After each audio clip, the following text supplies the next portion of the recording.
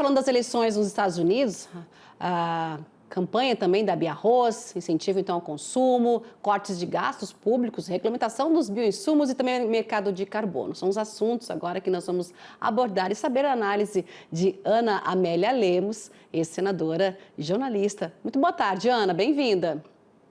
Simone, boa tarde a todos os nossos telespectadores. Eu vou me prender aí nessas matérias muito bem feitas pelo Barão e pela Adriana. O Barão tocou num aspecto que chama a atenção para nós aqui que temos uma urna eletrônica e que em 24 horas, às vezes muito menos até, o resultado de uma eleição é conhecido no Brasil. E apesar dos pesares, da polêmica, da guerra contra a urna eletrônica, o fato é que ela continua prevalecendo com uma modernidade tecnológica segurando exatamente o voto e o sigilo do voto. Então, isso nós estamos melhores do que a nação econômica mais forte do mundo. A outro detalhe da matéria da Adriana, ela mostra exatamente aquilo que pesa na hora da decisão para o eleitor americano. É o bolso. E ela mostrar uma nota do dólar mostrou claramente que isso vai ter um significado nessa eleição, apesar do seu sistema tão complexo que mistura várias formas de votar e ainda no dia da eleição não é um domingo como no Brasil e também não é feriado, para complicar mais a vida dos eleitores na maior democracia do mundo, minha cara Simone. Mas vamos à questão que interessa. O que será a relação do Brasil com os Estados Unidos se Kamala ganhar ou se Trump ganhar? Se Trump ganhar, o constrangimento do presidente Lula, que não sabemos se irá à posse, será grande porque ele publicamente deu o aval, o apoio explícito a Kamala Harris dos democratas.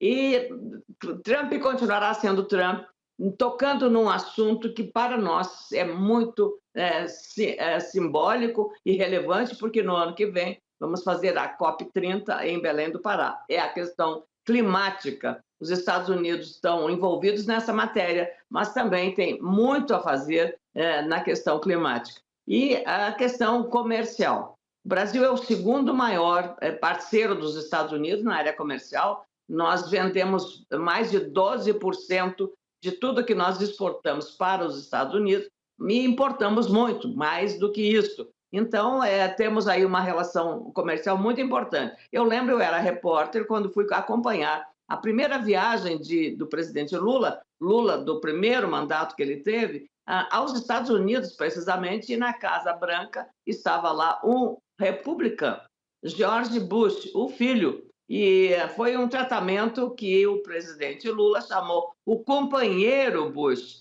Ora, hoje o Trump não é Bush, o Trump não tem a tradição da família Bush na política, ele faz uma política quase como um outsider, e exatamente tem uma forma também que está mais para Bolsonaro do que para Lula.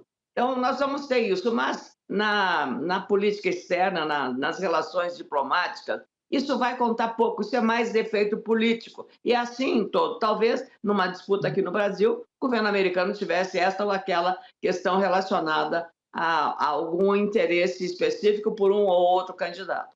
Mas o fato é que a economia dos Estados Unidos pode, para o Brasil, ser prejudicial e podemos nos preocupar se o Trump, de fato, fizer o que ele está anunciando, que foi mostrado na matéria da Adriana, dizendo que vai taxar todos os produtos que entrarem nos Estados Unidos vindos do México. É uma forma de barganha ou de chantagem, porque estão no México. Só que ele esquece também que as maiores companhias automobilísticas são precisamente americanas, que vão buscar no mercado de trabalho mexicano e na aliança econômica e comercial que tem entre os dois países da América do Norte. Então, é uma disputa que interessa ao mundo todo, não só por conta dessas questões econômicas, mas, como eu disse, pela questão climática, Simone, e, sobretudo, pela geopolítica, que é a questão que envolve agora esses movimentos de guerra no Oriente Médio e agora acrescido da participação da Coreia do Norte no conflito entre a Rússia e a Ucrânia. Então, nós vamos ter aí tempos bastante nebulosos, no meu entendimento, muito modesto, minha cara Simone. Questões climáticas, tem essa questão toda aí, né, da campanha do Trump, ele anunciando que vai criar essas tarifas de 10, 20%, vimos na matéria aí agora 25% para produtos mexicanos, não é? Tarifas mais precisamente direcionadas também à China, não é, Ana Amélia? Como é que fica o Brasil nessa questão, sendo que a China é uma grande parceira comercial do Brasil? Vai ter essa pressão aí para reduzir a influência da China? Como é que a gente consegue vislumbrar, se é que dá?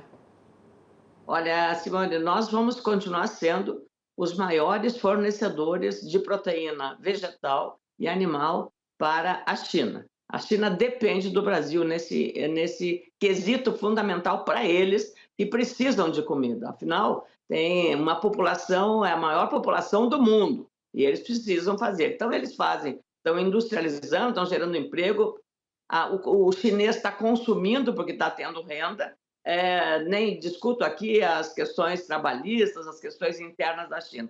O fato é que é um país que cresce muito, a todos os anos está crescendo, e tem uma estabilidade. A economia da China determina também o comportamento da economia mundial. O fato é que os Estados Unidos também são um grande produtor agrícola. Só a produção de milho dos Estados Unidos ela é quase maior do que toda a safra agrícola brasileira.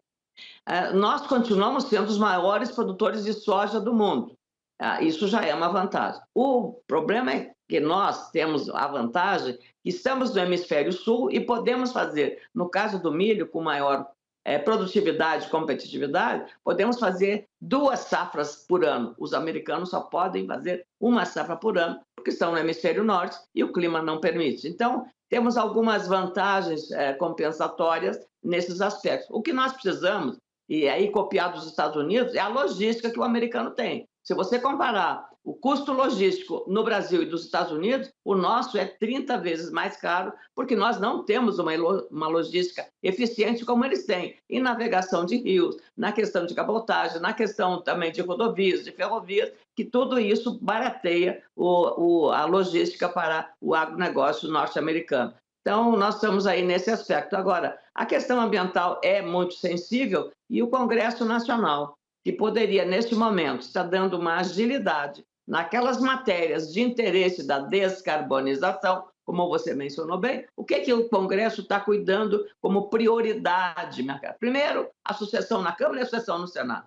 E segundo, a questão da lei que vai regular as emendas parlamentares. Esse é um tema, eu diria, de maior interesse dos parlamentares. Mas eu pergunto, é esse o interesse maior da sociedade brasileira nesta hora?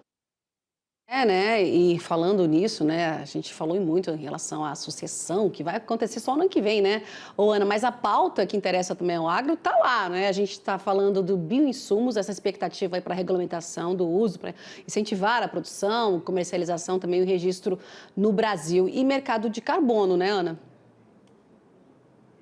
Eu falei, você está colocando na linha de frente das prioridades para o agro e para o Brasil também, como um protagonista, porque nós estamos sendo atacados pelos nossos principais concorrentes, Simone, por sermos desmatadores. E não podemos correr o risco, como disse o Aldo Rebelo, que foi ministro, que conhece muito bem o setor, não podemos correr o risco de estarmos criando o palco, a COP30, para sermos atacados, para ser a COP do desmatamento. Então, ele lembrou isso, chamou atenção, está num discurso muito interessante sobre esses aspectos e que mostram claramente, digamos, a linha tênue que nós nos encontramos. Então, quanto mais rápido for o Congresso na decisão dessas leis que mitigam as questões de emissão de gás carbônico, da descarbonização, da questão da sustentabilidade, todas as matérias relacionadas a isso, do aumento